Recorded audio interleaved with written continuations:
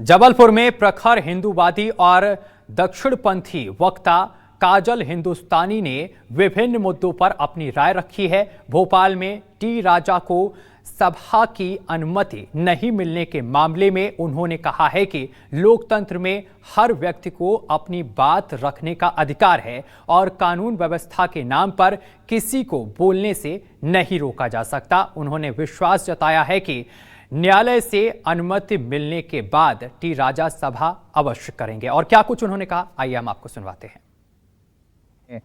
भोपाल में 31 मई को टी राजा की सभा होनी थी, लेकिन मध्य प्रदेश में हिंदूवादी सरकार होने के बावजूद उनको सभा की परमिशन नहीं मिली, कोर्ट भी जाना पड़ा। आपका क्या रिएक्शन है?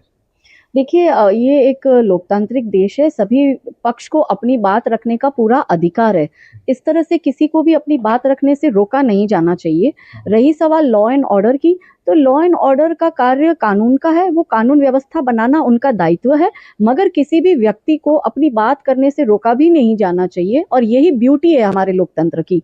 तो हमें लगता है कि राजा भैया को भी अपना बात पब्लिक के सामने रखने का पूर्ण अधिकार है। फिर आप देखो, वो कोर्ट में भी गए और कोर्ट से उन्हें अनुमति मिलेगी और वो डेफिनेटली करेंगे। क्योंकि हिंदू धर्म की बात कर रही हैं, अविमुक्तेश्वरानंद का चैप्टर हमें पता है। एक संत ने कहा ये आके कि उन पे दबाव था कि उनके खिलाफ इस तरह से मनगढ़ंत आरोप लगाना, उनको बदनाम करना। क्या कहेंगे? देखिए, मेरा बहुत स्पष्ट है, मैं लव जिहाद, लैंड जिहाद, धर्मांतरण पे कार्य करती हूँ।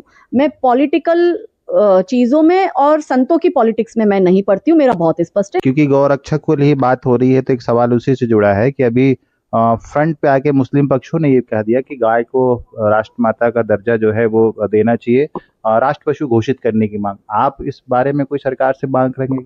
देखिए, पहला तो ये बात है कि गाय जो है वो माता है हिंदू की, हिंदू उसे माता मानता है। मुसलमान उसको काट ही क्यों रहा है? महाराष्ट्र में, तो महाराष्ट्र में राष्ट्र माता का दर्जा मिल गया है महाराष्ट्र में, तो क्या महाराष्ट्र में इन जिहादियों ने, कसाईयों ने गौ को काटना बंद कर दिया है?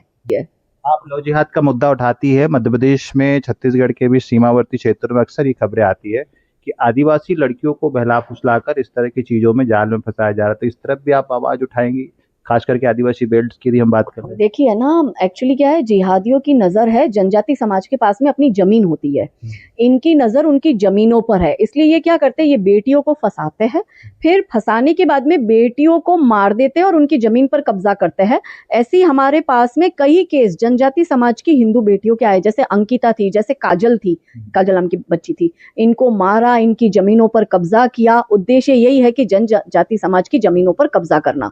तो ये इनकी मॉडेस्ट ऑपरेंडी है जिहादियों की।